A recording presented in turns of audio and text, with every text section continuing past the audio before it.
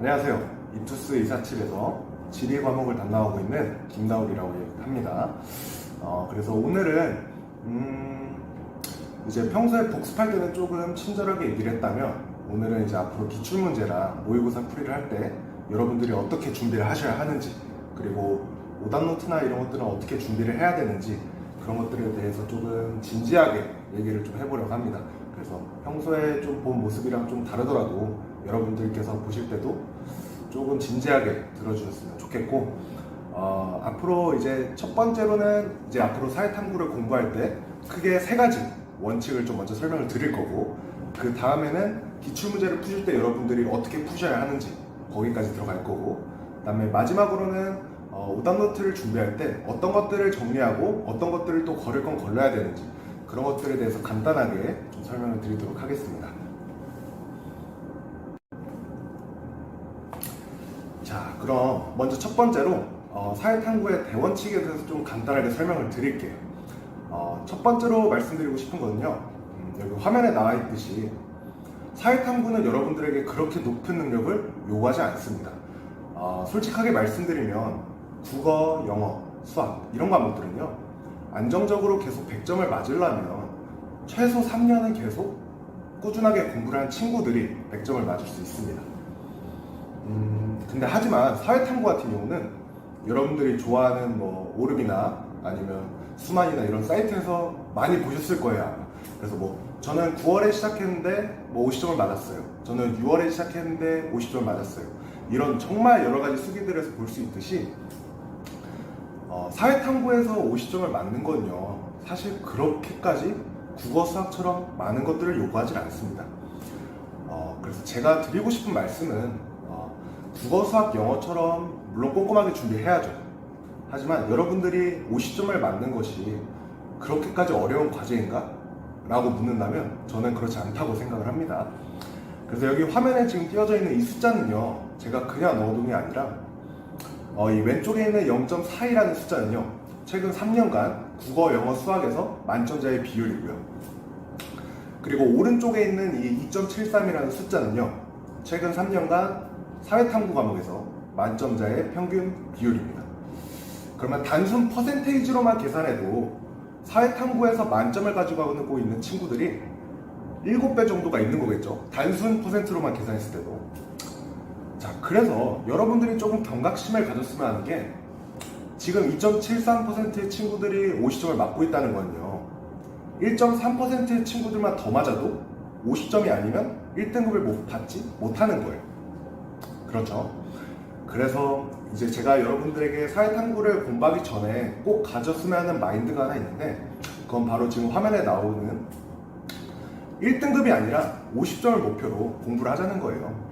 어차피 공부하는 거 50점을 목표로 공부를 하고, 그리고 단순히 1등을 목표로 공부하는 게 아니라 50점을 목표로 공부를 할 때 여러분들이 비로소 원하는 등급을 가질 수 있을 거라고 저는 생각을 하고 또 확신을 합니다.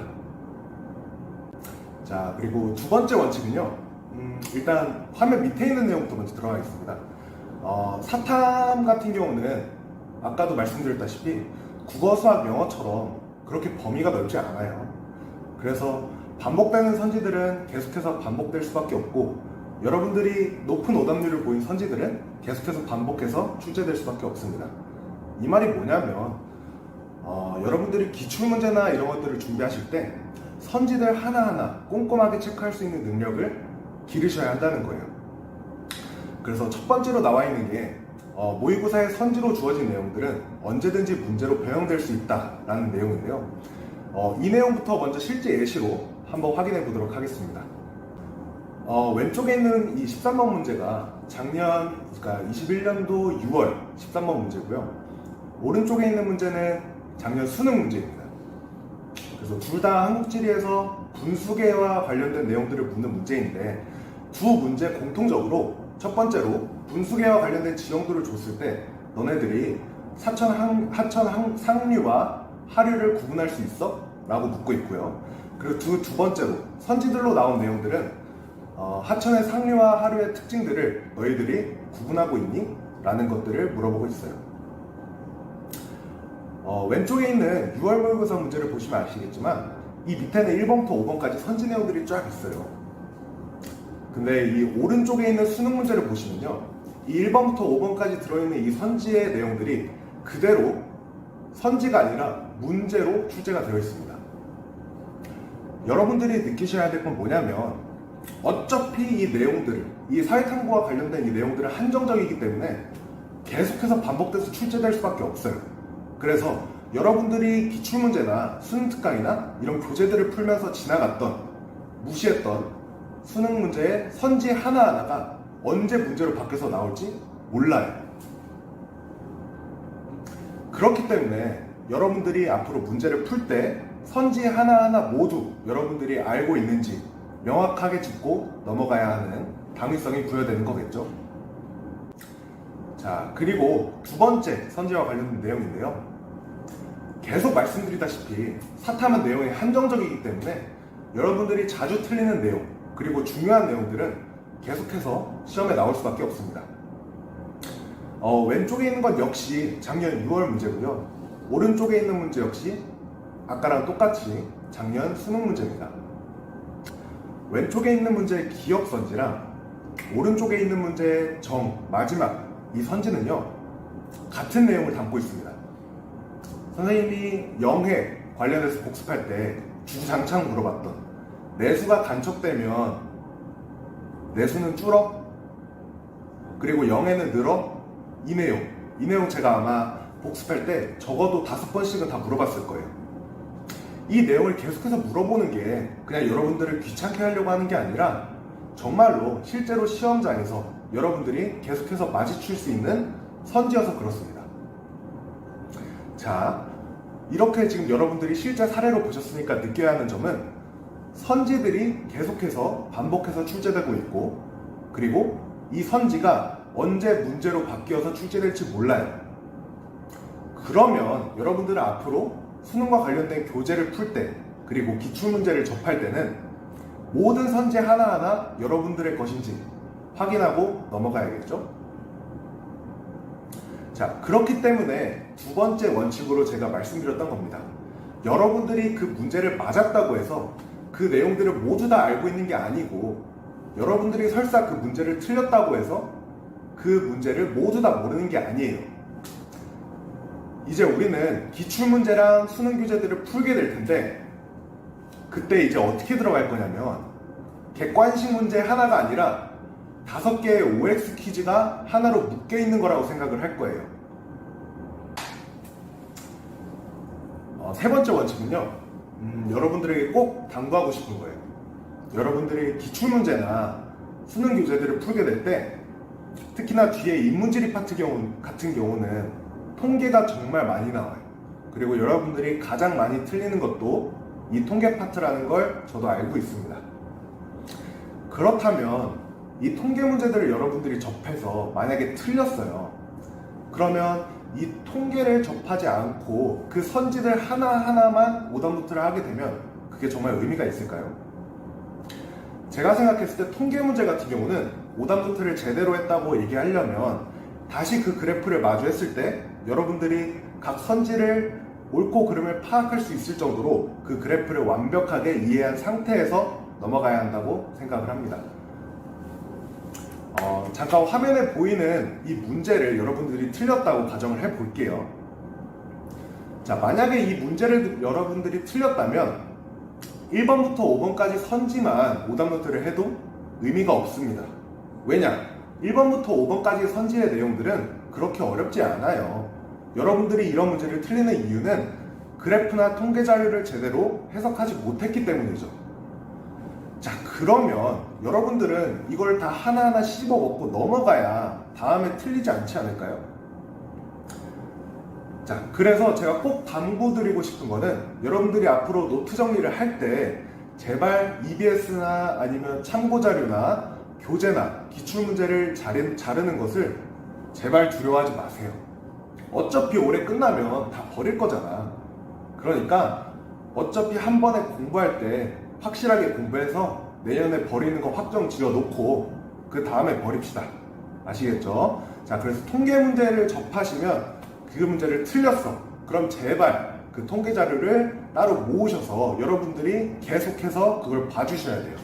아시겠죠? 자, 이렇게 해서 사회탐구와 관련된 기출문제 풀이와 그 다음에 오답노트를 작성하는 방법에 대해서 정확하게 들어가기 전에 대원칙 3개를 일단 먼저 소개를 해드렸어. 자, 그러면 이제 앞으로 들어갈 내용은 기출문제를 접했을 때 여러분들이 어떻게 풀어야 되는지 한번 설명을 해드리겠습니다. 자, 이제 기출문제를 푸는 방법에 대해서 좀 설명을 드릴게요. 자, 일단 이 기출문제를 푸는 방법은 실제 시험장이나 실제 모의고사를 풀 때는 당연히 적용하지 않습니다. 왜냐? 시간이 오래 걸리니까 이 방식은 실제 현장에서는 적용하지 않을 거예요. 하지만 여러분들이 기출문제나 아니면 수능 교재를 풀게 될 때 이때는 무조건 적용을 할 겁니다. 이렇게 해야 선지를 고르는 능력이 올라가고 그리고 그만큼 여러분들만의 데이터가 쌓일 수 있는 거니까 무조건 이거는 따라주세요. 자, 일단 화면에 보이는 문제를 예시로 보여드릴게요. 일단 1번 문제인 것만큼 여러분들이 어렵지 않게 풀 수 있어. 풀 수 있는 거 아는데, 그런데 여러분들 이런 문제 풀 때 정답이 만약에 2번이면 2번까지만 보고 넘어가잖아, 체크하고. 그렇게 하면 안 된다고, 이제. 그렇게 하면 안 되고, 자, 이제 문제를 어떻게 볼 거냐면 하나의 객관식이 아니라 5개의 OX 퀴즈가 합쳐져 있다고 생각을 할 거예요. 그럼 여러분들 문제 볼 때 어떻게 해야 돼? 1번부터 5번 선지까지 왜 정답인지, 왜 정답이 아닌지 여러분들이 냉정하게 대답할 수 있어야 되고, 이게 만약에 체크가 안 되는 내용들이 있다 하면 무조건 따로 빼놔서 여러분들이 공부를 해야지. 그렇게 해야 50점 맞는 거잖아, 그지? 그래서 앞으로 기출문제 풀 때는 무조건 1번부터 5번까지 왜 정답인지 아닌지 판단하면서 문제를 진행하도록 하겠습니다. 아시겠죠? 자, 이렇게 해서 기출문제랑 수능교재를 다 풀었어. 그럼 이제 오답노트를 해야겠죠.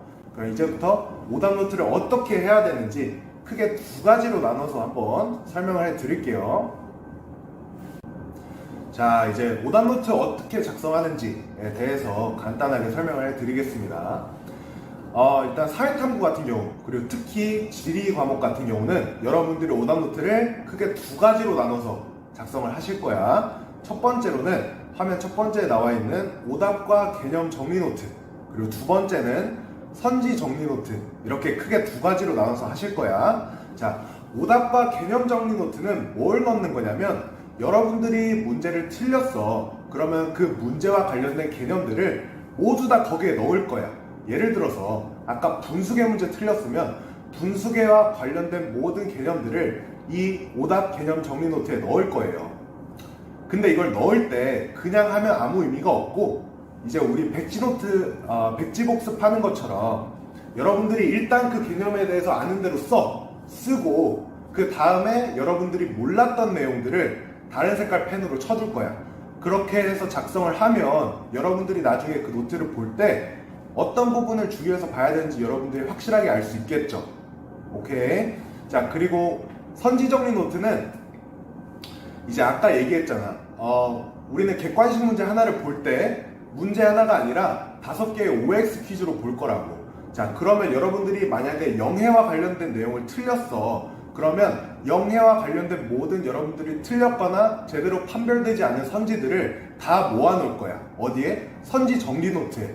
자, 그렇게 해서 어떤 양식의, 어떤 유형의 작성을 해야 되는지 선생님이 이제부터 실제 예시로 보여줄 테니까 하나씩 보시고 무조건 수능날까지 이건 계속 할 거야. 그렇게 해서 진행을 한번 해봅시다.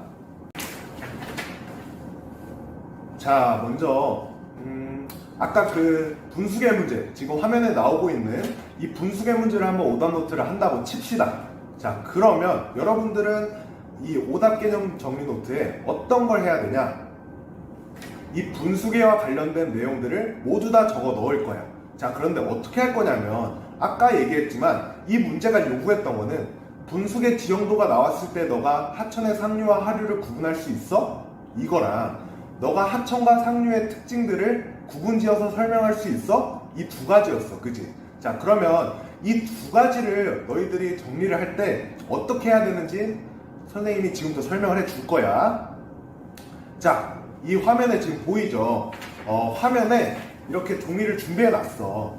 한 페이지에 2개씩 있어. 그러면 맨 위에 이 칸에 정리를 한다고 가정을 하면 이 왼쪽에 하천의 상류와 하류를 구분할 수 있는지 너가 확인하려면 분수계를 직접 그려 넣거나 자료를 넣어 놔야겠지. 지금 화면처럼. 그 다음에 오른쪽에 너가 하천의 상류와 하류의 특징들을 정리할 수 있어야 된다고. 자, 근데 아까 문제에 유역이나 학예만 같은 좀 처음 보는 어려운 단어가 들어가 있었어. 자, 그러면 너네가 이 오답 개념 노트를 정리를 할 때 이 문제와 관련된 개념만 정리하는 게 아니라 문제에서 처음 봤던 단어들 이런 것까지 같이 정리를 하셔야 한다고. 알겠지? 이런 것까지 정리를 해야 너네들이 진짜로 너네가 틀렸던 개념들이랑 어떤 것들을 모르는지 미리미리 체크해 놓을 수 있어.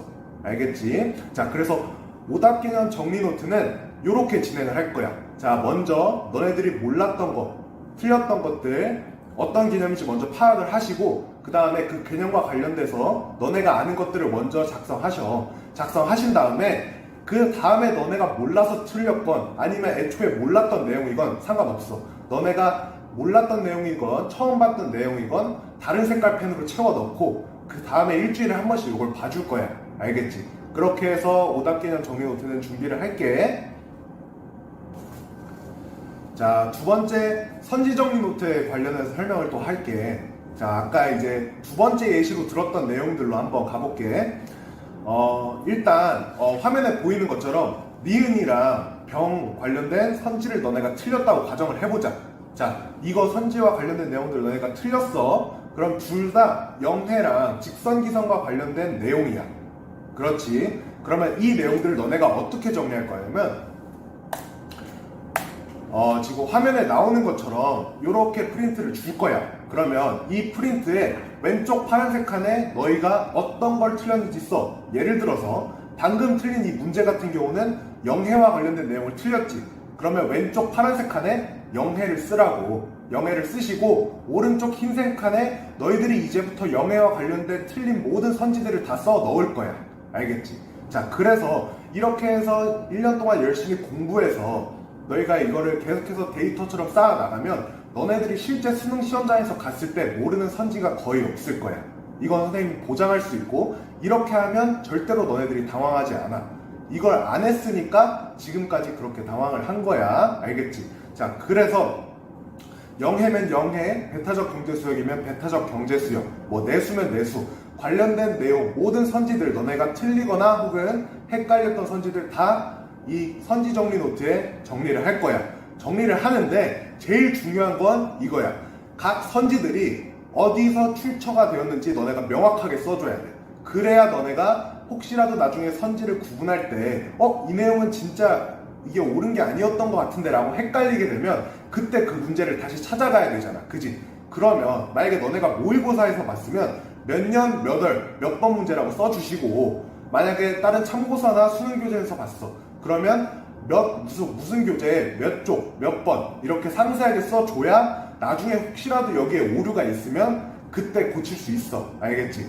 그러니까 선지정리 노트 정리할 때는 너네들이 모르고 틀렸던 선지 내용 정리하는 거 중요한데 각 선지들의 출처를 명확하게 밝히는 게 더 중요해. 그래야 너네들이 잘못된 정보들을 정리하는 게 아니니까. 오케이. 자, 이렇게 해서 앞으로 사회탐구를 공부하고 어떻게 정리해야 되는지, 그리고 어떻게 기출문제를 풀어야 되는지, 그리고 어떻게 오답노트를 정리해야 되는지 모든 것들을 선생님이 아는 대로 다 설명을 했어. 자, 그러면 너희들은 이거 들은 걸 바탕으로 그대로 해줘야 올해 시험에서 웃으면서 떠날 수 있는 거야. 알겠지?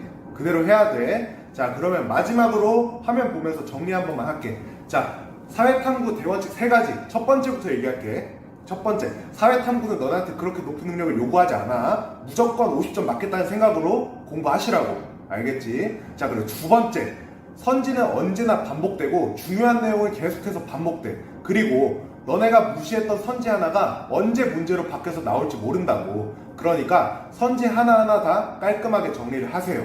아시겠죠? 자, 그리고 세 번째, 제발 통계 자료나 이런 것들 문제에서 주어진 자료들 틀리거나 아니면 너네들이 체크해야 되는 게 있으면 무조건 잘라서 따로 정리해. 알겠지? 책 만약에 겹치는 부분이 있으면 앞뒤로 만약에 너네가 겹쳐서 못 자르겠어. 그럼 선생님한테 얘기해. 선생님이 줄 테니까. 알겠지? 제발 자르는 거 두려워하지 마세요. 자, 그리고 두 번째, 기출문제 풀 때는, 자, 마지막으로 한 번만 더 얘기할게. 너네 객관식 문제를 푸는 게 아니라 OX 문제 5개가 그냥 하나로 뭉쳐져 있는 걸 푸는 거라고. 그러니까 선지 하나하나 다 왜 정답인지 정답이 아닌지 너네가 말을 할 수 있어야 돼요. 자, 그리고 마지막으로 이렇게 해서 기출문제랑 다 풀었으면 오답 노트랑 선지 정리 노트를 진행을 할 텐데, 너네들이 만약에 문제를 틀렸으면 그 문제와 관련된 개념들을 먼저 검은색 펜으로 쓰시고 그 다음에 너네가 몰랐거나 틀렸던 내용들을 다른 색깔 펜으로 백지복습할 때처럼 쓰세요. 이렇게 해서 오답과 관련된 개념을 싹 다 정리를 할 거야. 자, 그 다음에 두 번째, 이게 제일 중요해. 선지 정리 노트를 할 건데, 너네들이 틀렸던 선지들을 유형별로 묶어서 넣어 놓을 거라고. 영해면 영해, 내수면 내수, EZ면 EZ 그렇게 묶어서 넣어 놓으면 1년 동안 열심히 공부하면 선지에서 정말 자신감이 생겨. 그래서 선지 정리 노트까지 해서 완벽하게 제발 공부를 하세요. 제일 중요한 건 뭐야? 출처를 명확하게 써 놓으셔야 돼. 알겠지? 그래야 너네들이 혹시라도 잘못된 내용을 적었을 때 다시 한번 돌아가서 확인할 수 있으니까. 자, 이렇게 해서 오답 개념 노트를 정리하고 선지 정리 노트를 정리하면 너네들이 9월이랑 11월이랑 시험장에 가면 모르는 선지 내용은 정말 많아도 3개일 거야. 그런데 이게 다 끝나고 6월이 다 끝나고 7월이 넘어가기 전에 선생님이랑 교과서에 있는 내용들 모두 한 번씩 다 정리할 거야. 그러면 선생님이 진짜 장담하는데 수능장에 갔을 때 너네가 새로운 자료를 문제에서 볼 수는 있어도 선지에선 헷갈리는 게 정말 하나 이내일 거야. 이건 정말 장담할 수 있으니까 제발 올해 한 해만 이대로 선생님이 얘기한 대로 쭉 한번 가서 한번 결과를 잘 만들어 봅시다. 올해 긴 시간 동안 듣느라 너무 고생했고 앞으로 1년 동안 한번 화이팅해서 50점 맞고 끝냅시다.